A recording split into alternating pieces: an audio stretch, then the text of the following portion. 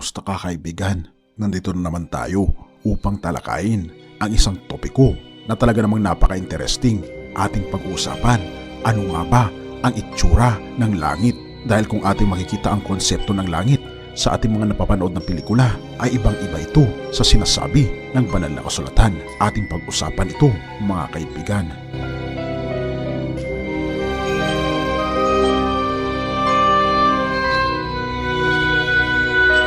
Talaga namang nagiging advance na ngayon mga kaibigan ang ating teknolohiya, at kung ating makikita mga kaibigan ay hinahamon ng siyensya ang mga normal na sibilyan na katulad natin na mag-explore sa outer space.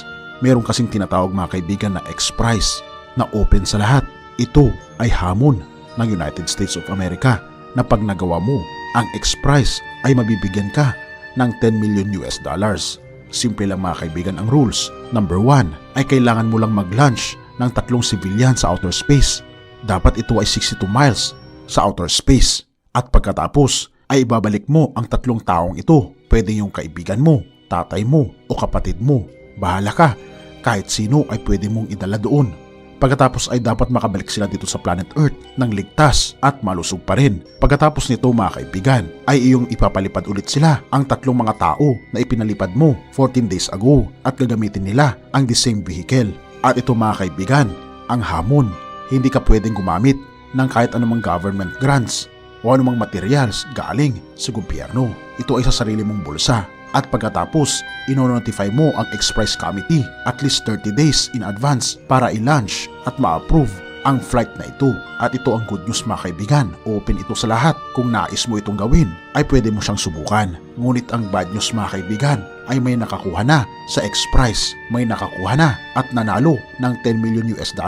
Nagpadala siya ng 3 na mga civilian sa outer space. Pagkatapos ay binalik niya dito sa lupa. Pagkatapos after 14 days ay pinalipad niya ulit sa outer space. Isa siyang bilyonaryo. At kung tatanungin niyo ako mga kaibigan kung magkano ang kanyang ginastos, gumastos lang naman siya ng $20 million para mapanalunan ang $10 million na X-Prize. At kung ating mapapansin mga kaibigan, talaga namang nagiging advanced na ang teknolohiya natin dahil may tinatawag na space tourism na kung saan ay pwede na mag-travel outer space, hindi na lamang sa iba't ibang mga bansa kundi pati sa outer space ay pwede nang pasyalan.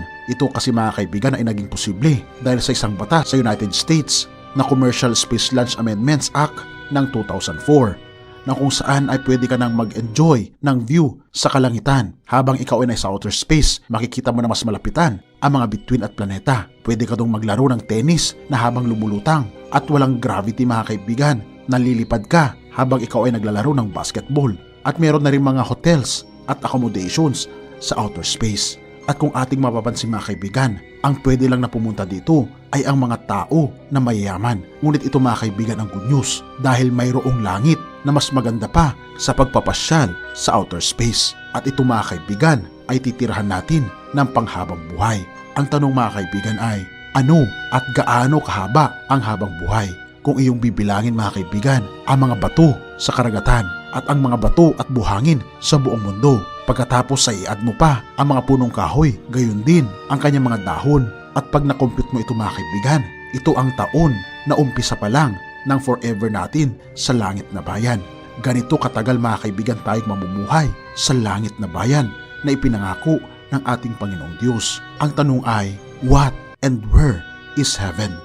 Ito kasi mga kaibigan ang pangako ng ating Panginoon sa atin sa John 14 verse 1 to 3. Let not your heart be troubled. You believe in God. Believe also in me. In my Father's house are many mansions. If it were not so, I would have told you. I go to prepare a place for you. And if I go and prepare a place for you, I will come again and receive you to myself, that where I am, there you may be also. At kung ating mapapansin mga kaibigan, merong 3 layers ang langit na binabanggit sa banal na kasulatan. Ito mga kaibigan, ang first heaven na kung saan makikita natin dito lumilipad ang mga ibon at ang mga eroplano. Dito rin natin nakikita mga kaibigan ang mga clouds. At beyond mga kaibigan sa first heaven ay tinatawag na second heaven. Dito naman natin makikita ang mga planeta, ang mga stars at ang ating araw. Ngunit mga kaibigan, mayroong tinatawag na third heaven, ang langit ng lahat ng mga langit, ang pinakatuktok ng mga kalangitan. Ito ang dwelling place ng ating Panginoong Diyos. At ito mga kaibigan, ang binabanggit sa Mateo 25 verse 34, Then shall the king say to them on his right hand, "Come, you blessed of my Father, inherit the kingdom prepared for you from the foundation of the world." Oo mga kaibigan, ninanais ng ating Panginoon na tayo ay makasama niya sa langit, at binabanggit mga kaibigan na ang lagusan sa langit mga kaibigan na binabanggit sa Job ay walang iba kundi ang Orion Nebula. At kung ating mapapansin, gaano ba kaganda ang langit na bayan at ano ang itsura nito base sa banal na kasulatan. Revelations 21 verse 1, "And I saw a new heaven and a new earth, for the first heaven and the first earth were passed away, and there was no more sea." Verse 2, "And I, John, saw the holy city, New Jerusalem, coming down from God out of heaven, prepared as a bride adorned for her husband." Ito mga kaibigan, ang itsura ng langit. Ang langit mga kaibigan na tinutukoy dito ay binabanggit sa Revelations 21.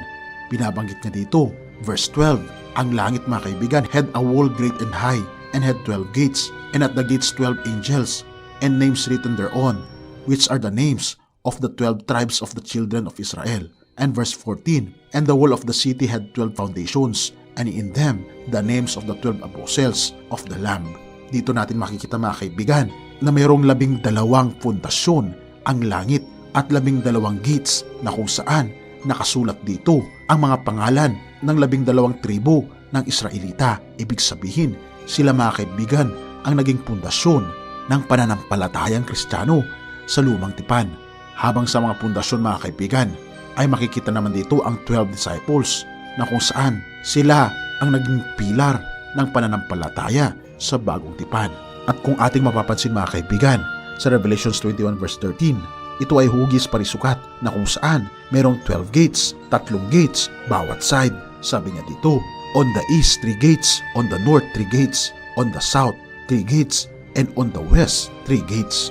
At binabanggit mga kaibigan pa sa Revelations 21 verse 15, "At ang nakikipag-usap sa akin ay may panukat na tambong, ginto, upang sukatin ang bayan, at ang mga pintuan nito at ang kuwatan nito, at ang pagkatayo ng bayan ay parisukat, at ang kanyang haba ay gaya ng kanyang luwang, at sinukat niya ang tambo ang bayan ay 12,000 estadyo o 2,400 kilometers ang haba, at ang luwang at ang taas nito ay magkakasukat."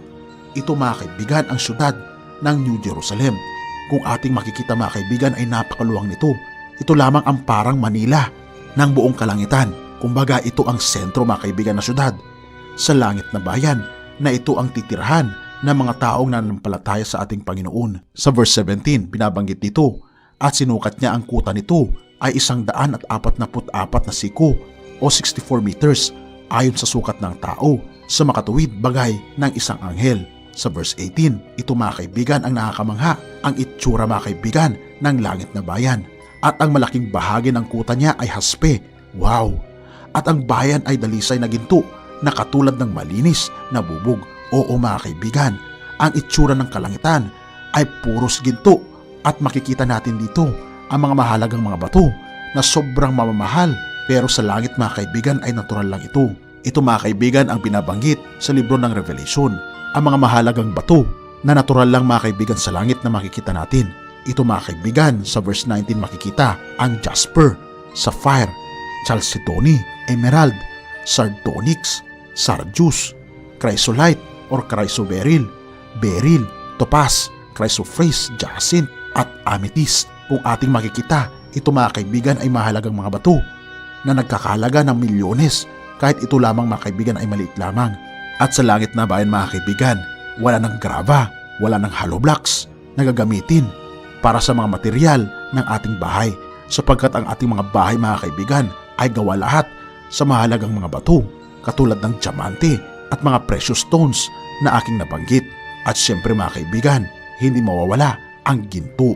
Sa verse 21 mga kaibigan, binabanggit niya dito, "At ang 12 pintuan ay 12 perlas, at bawat pinto ay isang perlas. At ang lansangan ng bayan ay dalisay na ginto na gaya ng nanganganinag na bubog." Oo mga kaibigan, napakaganda ng gate ng langit, sapagkat ito mga kaibigan ay purong perlas.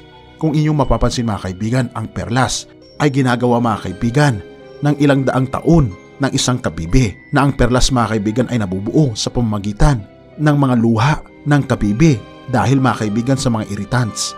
at ito mga kaibigan ay nabubuo at nagiging perlas, na ang ibig sabihin niya mga kaibigan na perlas na gate doon sa langit na bayan ay sa ating pagpasok pa lang makikita natin mga kaibigan ang mga iyak natin, ang mga luha na ibinuhos natin dahil sa paghihirap dito sa lupa. At sa ating pagpunta doon sa langit na bayan makikita natin ang ganda ng gate na naipon ng mga luha ng mga anak ng Panginoon at sa wakas ay makakapasok na sa langit na bayan.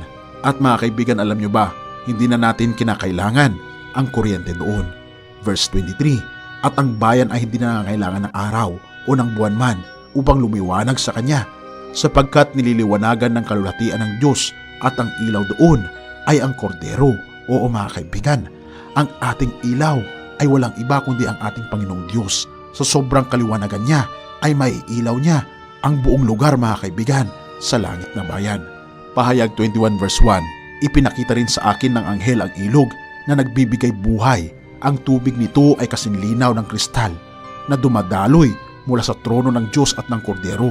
Oo mga kaibigan, ganito kaganda ang langit na bayan na sa ilog pa lang mga kaibigan ay makikita natin na ito ay umaaninaw na kristal na sobrang linaw at sobrang linis. At syempre mga kaibigan, sa langit na bayan, mamimit mo ang iyong anghel na siyang nag-alaga sa iyo mula nung ikaw ay maliit pa lang hanggang sa ikaw ay mapunta sa langit na bayan.